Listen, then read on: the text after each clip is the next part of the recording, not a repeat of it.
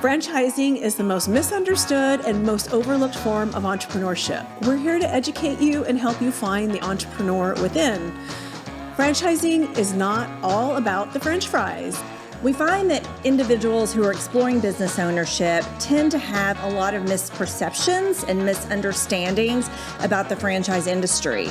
So what we want to do is help prospective business owners make confident and educated decisions before moving forward or not moving forward with a business. Welcome to Unpredicted Entrepreneur. Hi, welcome to episode 67 of Unpredicted Entrepreneur. I'm Roxanne Rapsky, and this is my colleague Sarah Wasco. We created this podcast to bring you education and information about business ownership and all things franchising. Today, we have a guest that is a previous client, and we feel like future entrepreneurs or budding entrepreneurs want to hear stories from those that have gone before them. And so Will's here to share his story about how he went from corporate life into owning his own business.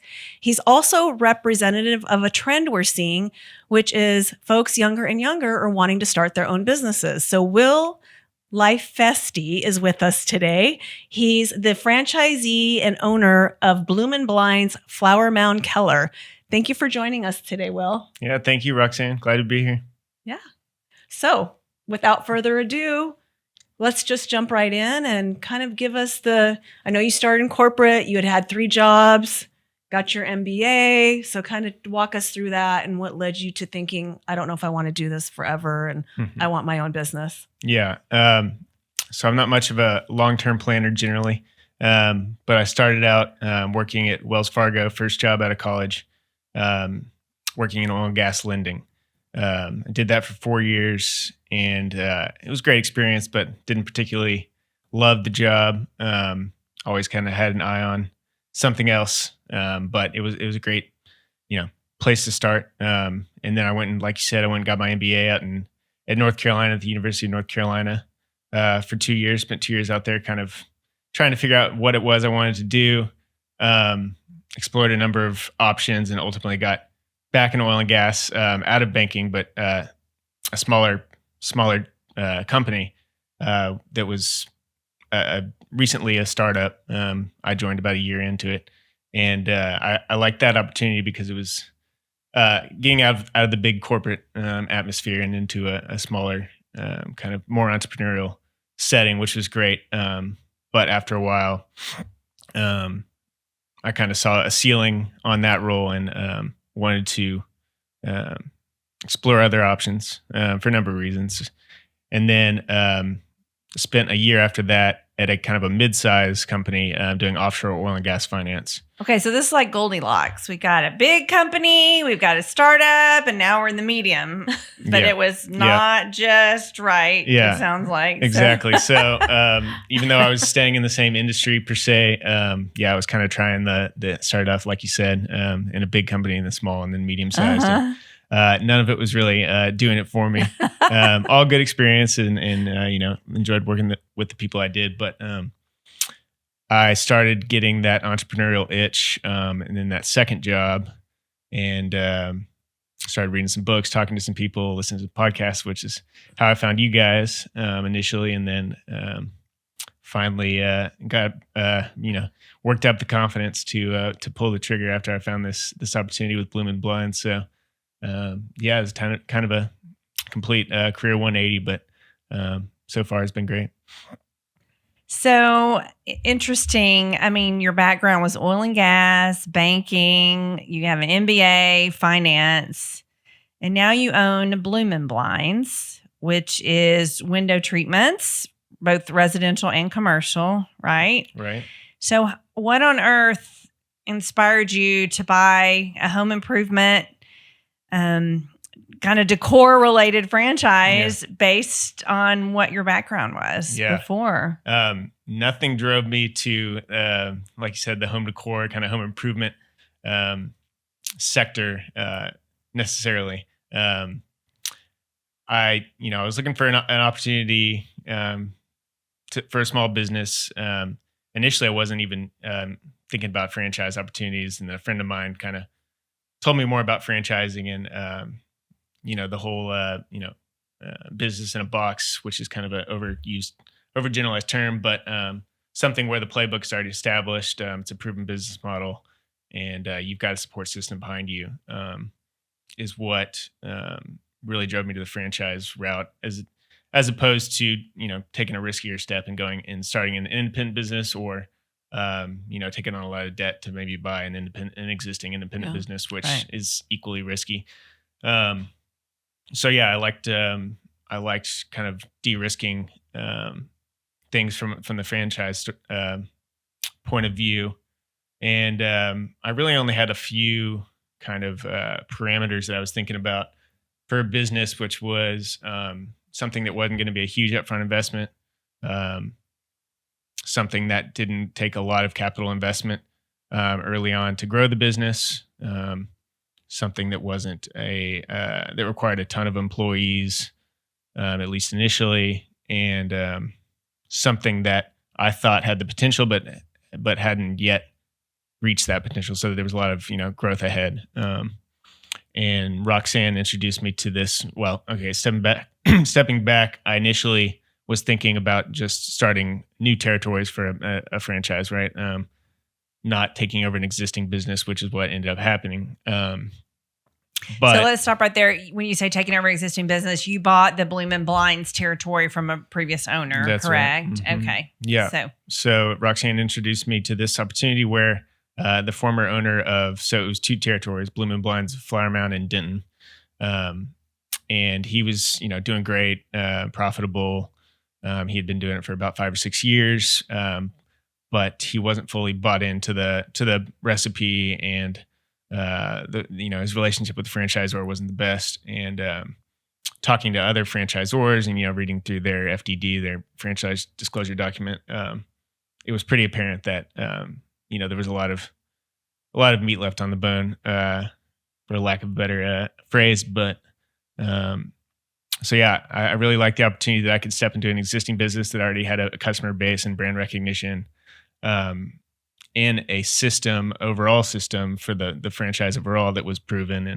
And so that was just another aspect that I thought kind of de-risked things. Granted, it required a greater upfront investment, but I thought that the pros outweighed the cons there. And then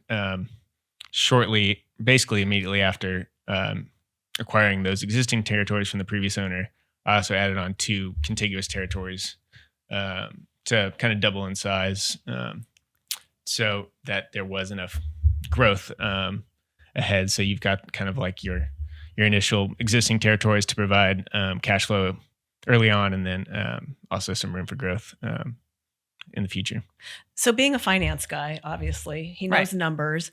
But the thing about you, I remember early on, you reminded me a lot of another client of mine of the same name.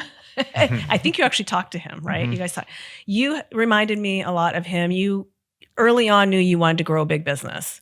You wanted to start small, but you wanted territory's tough in Dallas, as you know. So he wanted something that would give him enough room to grow, to build a big business. So you were an open book, really, and open to looking at a lot of different things. And one thing that I think you realize that a lot of people have trouble with is the business is just the widget.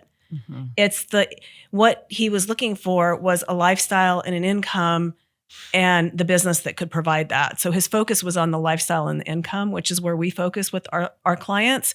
And yes, you want to do something that you believe in and that you're going to enjoy, but the thing that's the most important is, are you going to get what you want out of it, right? Mm-hmm. So I think you were very open-minded, and when this resale came available, it just fit the bill, and you were a lot more attracted to that. Yeah, that's right. Yeah, I definitely wasn't looking for a particular type of business. Didn't have any passions that I was trying to follow or anything. Your passion was what it would do for you. And that's what we talk with people a lot about. Try to think about the passion piece as what you want from the business instead of what the business actually does. Mm-hmm. So yeah, for sure. Let's talk about that. What, as far as what you're getting from the business, it's going to be a lot different than sitting in an office, obviously, all day doing what you were doing before. So tell us a little bit about some of the things you like about the business, and maybe some of your struggles. Yeah. What I like about the business, everyone needs blinds. So, we sell blinds, shutters, shades. We do exterior patio screens as well.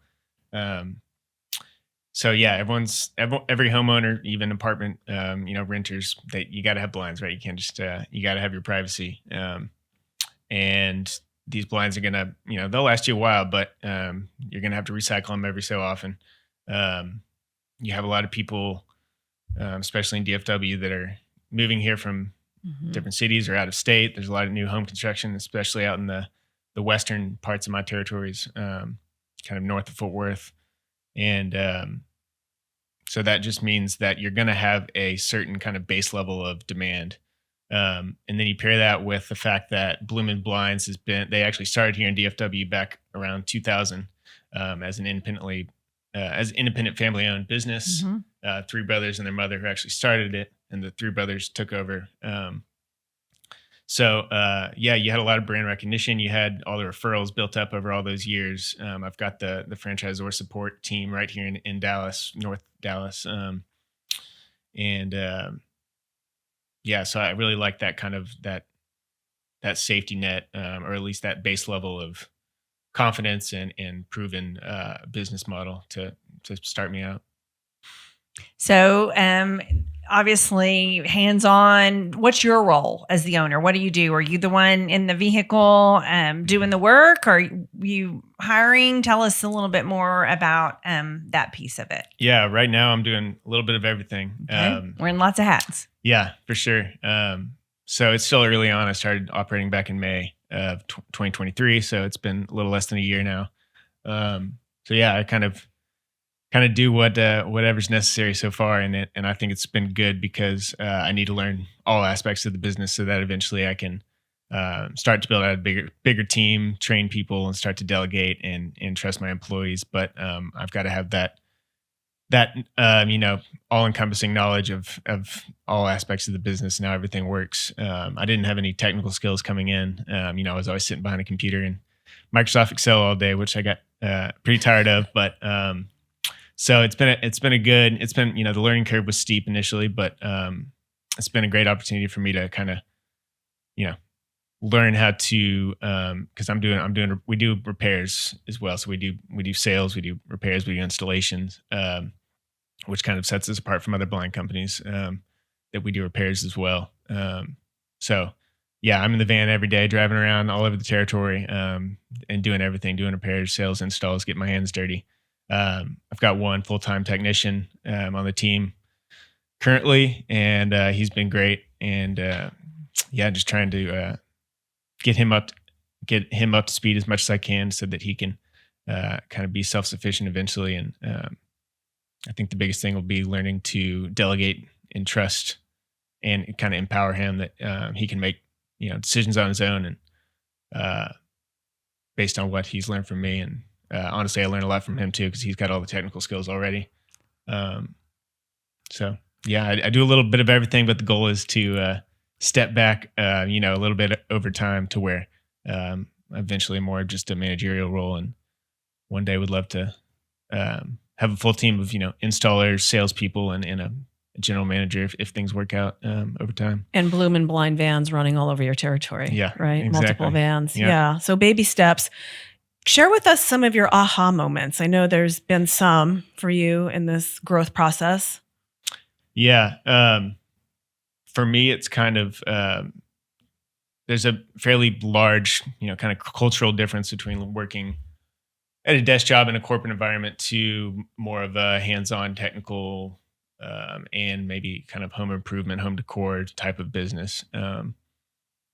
And so maybe some of my expectations coming in based on, I'll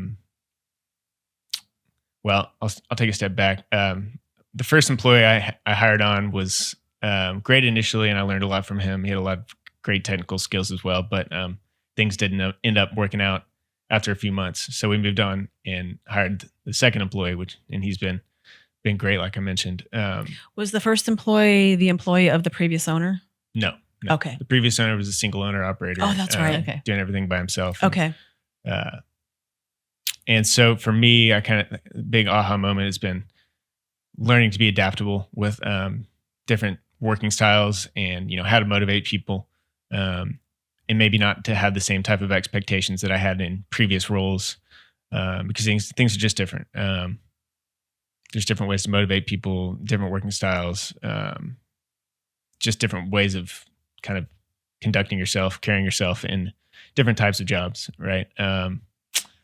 So a lot of entrepreneurship as a whole is just kind of learning through failure, right?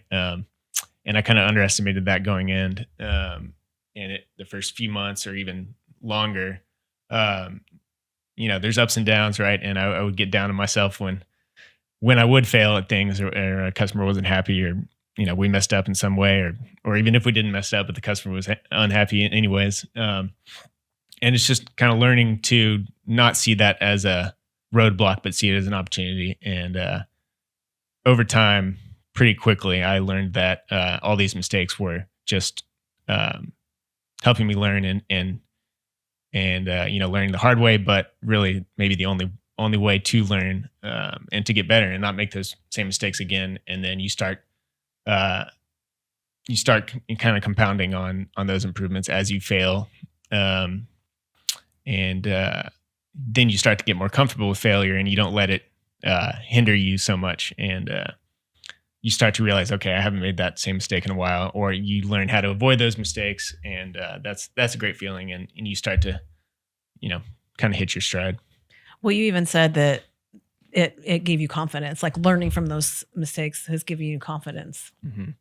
Well, I really like how you said it's not, it feels like failure. Nobody wants to mess up. You're trying to grow your business and you want to be successful and you want your clients to be happy, but recognizing that it's just an opportunity. You can learn from that. And I think most people recognize that people are going to make mistakes, and it really is more about how do you handle those mistakes? How do you overcome those? What do you do to resolve them with the customer and things like that? And I believe most customers, as long as you handle it well with strong customer service, can overlook an initial mistake. Yeah. So exactly, like you said, you have to learn. But I'm curious, when you went from Excel spreadsheets and an MBA to bloom-in blinds and installing window treatments, did your friends and family think you were nuts? I'm sure a lot of them did.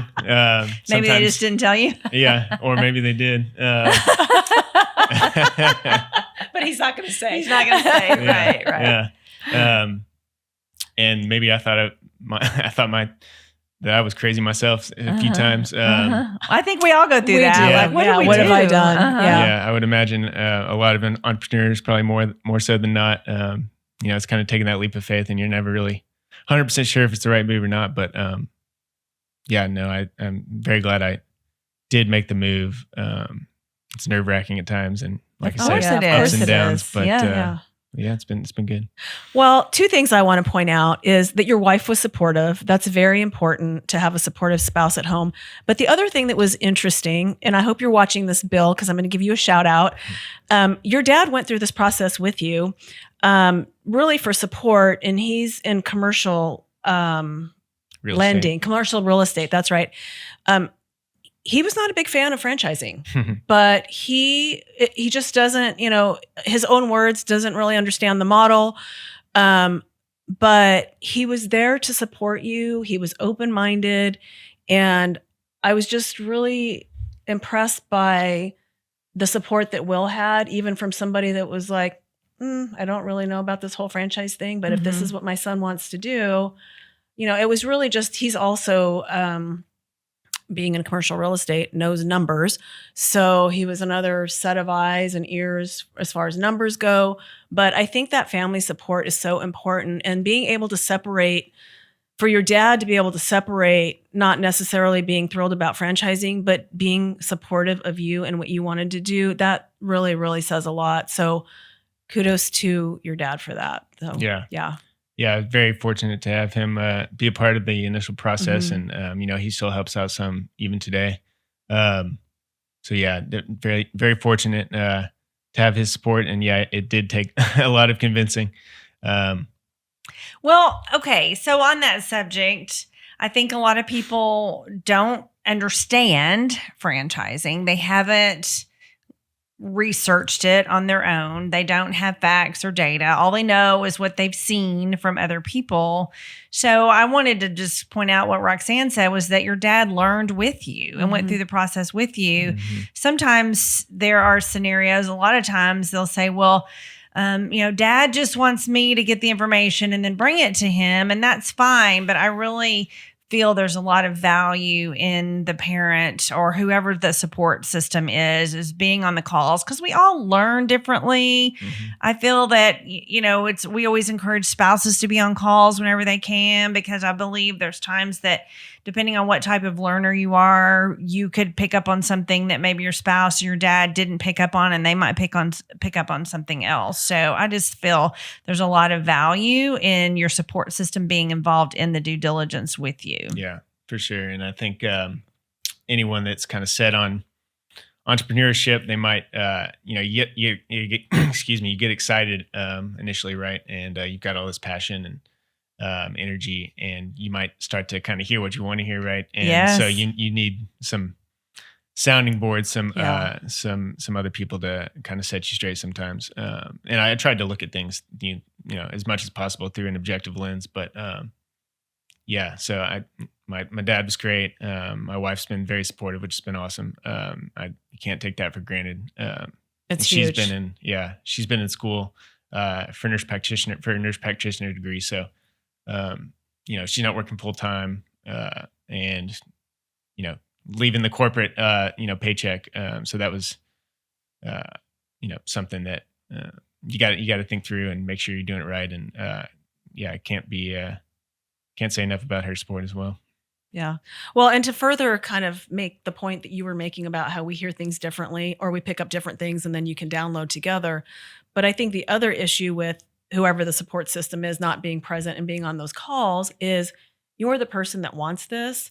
And I think there's an element of you now becoming the salesperson and trying to sell them on whatever it is you want to do. And at the end of the day, they know that, especially a spouse, right? So it's really important for him or her to be listening in on those calls and getting their questions answered from the source and not from you, the salesperson. Yeah. Right. Yeah, So there's a lot to that. But well, is there anything that you feel you would have done differently? There's not a whole lot of things I would have done differently. I probably, looking back, I guess to get into more specifics, kind of from like a budgeting / modeling perspective, when you're looking at what do I think this business is worth, or how much do I think I can make over time. I think expenses have been higher than I expected, and you always kind of sensitize your projections in it to make it work in any kind of downside scenario as well. But maybe a little bit of, I don't know if overconfidence is the right word, but so far, I'm still very much in startup mode and growth mode. And there's a lot of expenses that come along with that learning curve. Once I get more stabilized, I think those expenses will kind of smooth out over time. But that's something I would have done differently, is kind of bake in some more cushion there. A lot of it is getting past your fixed expenses early on. And you don't really see a lot of profit until you get past those fixed expenses. And even, profit on an income statement is not exactly cash you get to take home. Right. So kind of being more aware of that initially would have been something that I could have done differently. But that's not been a real, massive issue. I think any business owner is going to worry about that some. Yeah. And I'd be lying if I said I wasn't, but definitely see a clear path towards kind of more sustained profitability once I get past those fixed expenses over time. And some of that's already started, which has been great.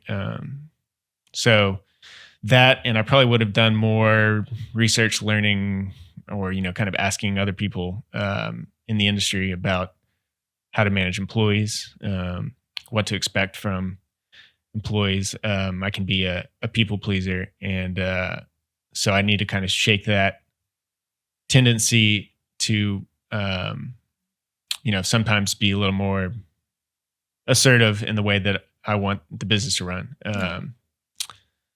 Especially in a business like this where I've only got one employee so far, that, I rely on him so much for installs and repairs, and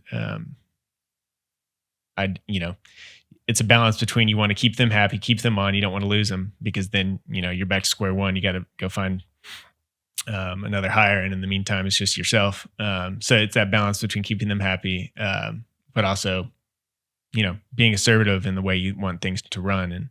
And so that's an ongoing learning process, but I think I have improved, but a lot more improvement to be made. Well, I think anybody has to learn that when they're managing people for the first time. Even I think if you're employed somewhere, but you're a manager and you have people working for you, you still have to learn some of those things. And I'm sure that can be challenging. So if anyone is listening to this podcast and maybe thinking about owning a business, do you have a tip that you might want to offer for any prospective entrepreneurs or prospective business owners? Yeah, I would say, if you're still in the early stages, I think it's a great route to go down. Just make sure you know what you're getting into. Don't fall in love with something early on, some business or industry or whatever it is. Really make sure you take the time to talk to, if you're looking at a franchise route, talk to other franchisees in the system, talk to a lot of them. Ask the tough questions about, worst case scenarios, things like that, but also, make that balance to where you're asking about, the positive aspects of the business as well. Don't fall in love with something early on. And make sure that if you're getting, if you don't have a lot of savings, make sure you're getting into something that's not, a recently new brand, or something that doesn't have a lot of history, to where you can kind of see the proven results from other people in the system, or a proven playbook. Make sure you really think about your customer base, your potential, customer base, and how that might be evolving, because things don't just change, or things don't just stay the same in any industry. And just keep an open mind. Don't fall in love with a certain type of business or industry, and do your homework. Absolutely. Awesome. Do your homework. Yeah. Well, if someone wanted to get a hold of you, if they needed your services, how would they reach you? Yeah. So several ways to do that. You can find us online, bloomandblinds.com/Flower Mound-Denton. We're actually in the process of changing our name to Flower Mound Keller for search engine optimization reasons and lead generation reasons. But if you just Google search Bloom and Blinds Flower Mound, you'll find us easy. And then on Instagram and Facebook as well, Bloom and Blinds Flower Mound Keller. We've got great Instagram and Facebook pages, but working on improving on those as well. But you can also reach us at 214-972-0059. Perfect. Yeah. Well, we appreciate you joining us so much. We know you're busy and you took time out of your day to share your experiences. And so we are very grateful for that. We thank you for joining us today. Again, I am Sarah Wasco, Sara, joined by my colleague Roxanne Rapsky. So please look us up on LinkedIn, connect with us. We're very active there. We also invite you to follow our YouTube channel at FranNet of Dallas, Fort Worth, and Oklahoma. Please subscribe there, and subscribe to Unpredicted Entrepreneur wherever you get your podcast. So thanks for listening today, and I hope you have a great day. Bye.